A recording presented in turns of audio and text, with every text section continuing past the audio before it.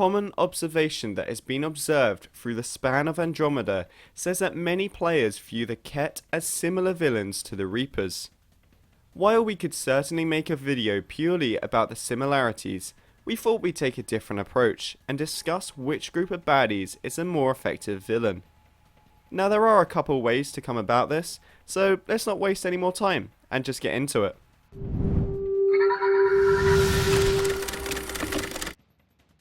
Now before we begin, it may be worth brushing up on your knowledge of both the Reapers and the Kett. And luckily for you, we've covered each of them in our series of About the Races videos. So if you'd like to go check those out as well, then by all means. So for this video, we're going to assume you, the viewer, already have basic knowledge of them both, and have played all 4 games in the Mass Effect series. To start with, let's compare the motivations behind our villains. Ah yes, Reapers. The immortal race of sentient starships allegedly waiting in dark space. We have dismissed that claim. Well, maybe a bit more than that, Counsellor. Sentient starships hell-bent on processing every sapient species in the known galaxy into more Reapers for their own rather liberal definition of preservation, more like. The Reapers kill millions and see it as salvation rather than slaughter. Contrary to how it may sound, it's not actually a religious thing. The Reapers are all machines created by a powerful AI who was tasked with preserving life in the galaxy by any means possible, and proving that sometimes our worst enemy is semantics.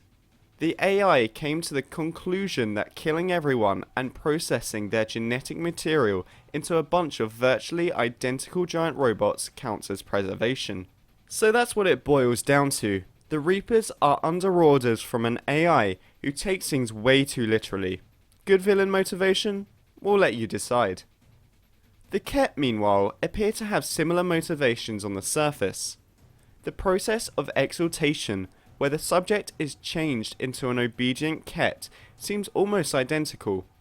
Now one could argue there's a huge difference between killing millions to essentially melt their corpses to make a machine, and converting one individual into another individual, but we'll leave that debate off to the side for now. The big difference here is that the goal of the Kett is to make their own race stronger. The Reapers make themselves stronger by processing other races, but their goal, or at least the goal of their AI master, is to preserve the essence of those species. Exaltation, however, is a religious belief to the Kett, which is interesting considering they all know full well that they created the process themselves. Normally, religion stems from lack of understanding, resulting in beliefs fabricated in order to explain what is unknown. But anyway, unlike the Reapers, the Kett possess autonomy and are even capable of turning on each other, as shown in Mass Effect Andromeda. They have their own personal motivations, along with those imposed upon them by their ruling body known as the Senate.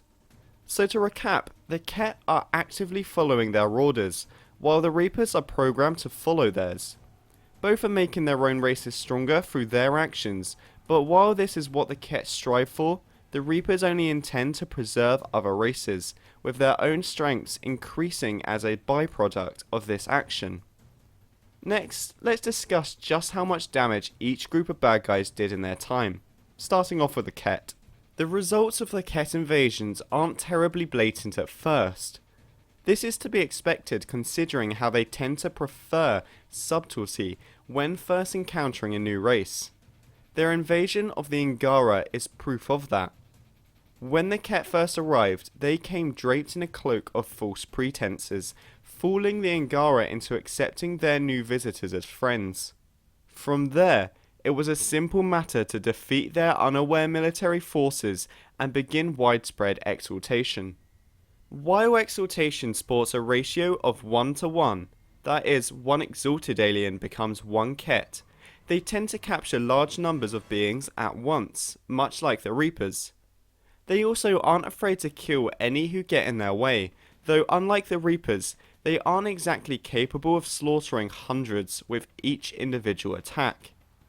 These are human-sized aliens compared to spaceship-sized robots after all, but they still cause considerable carnage. Meanwhile, the damage done by the Reapers is obvious and widespread. A single Reaper can obliterate large groups of their enemies in one swift blow. And for those they can't reach, they send in their foot soldiers like the Husks and the Cannibals to flush them out. Like the Kett, they employ subterfuge regularly, but the Reaper version includes using indoctrination to essentially brainwash individuals into betraying their own kind, often going unnoticed by many of their peers. They don't care about collateral damage, but still try to capture as many as they can, resulting in large camps of beings awaiting processing. In a clear advantage over the Kett, however, the Reapers are capable of indoctrinating or processing large numbers of people at once. On the flip side, it takes an entire species worth of processed individuals to create a new Reaper, while the Kett only need one. But to be fair, Reapers are much larger and exponentially more powerful. Know this as you die in vain. Your time will come. Your species will fall. Prepare yourselves for the arrival. So let's look back here. In terms of motivations, the Kett seem more straightforward than the Reapers, and they actively believe in what they're doing. Meanwhile, the Reapers are following orders, but unlike the Kett, they aren't following those orders by choice. Now, an argument could be made that since exaltation basically brainwashes the subject to fully accept the Kett doctrine, it's kind of the same thing. But remember that Kett are capable of making their own decisions, even creating their own motivations. It's unknown as of yet if they're able to actively disagree with the exaltation order, but perhaps we'll learn more about that in future installments. Then there's the debate on which of them does more damage, and let's be honest, the Reapers are the clear winners here. Millennia of past invasions aside, each Reaper is capable of destroying entire armies on its own. In a straight up fight with both sides giving it their all, the Kett would be annihilated. But that just leaves the question we started with, which is the more effective villain? We're not just talking about who's the best at killing all your guys, this is also from a story perspective. Frankly, it's not so clear cut. Both sides have real merits here, so rather than us just giving one answer of what our opinion may be, we'd like to hear yours. Tell us your thoughts in the comments below. And if you'd like to see more videos like this one, hit that subscribe button, and maybe leave a like in the video if you enjoyed it. And we'll see you next time here at BioWare Follower. Goodbye everyone.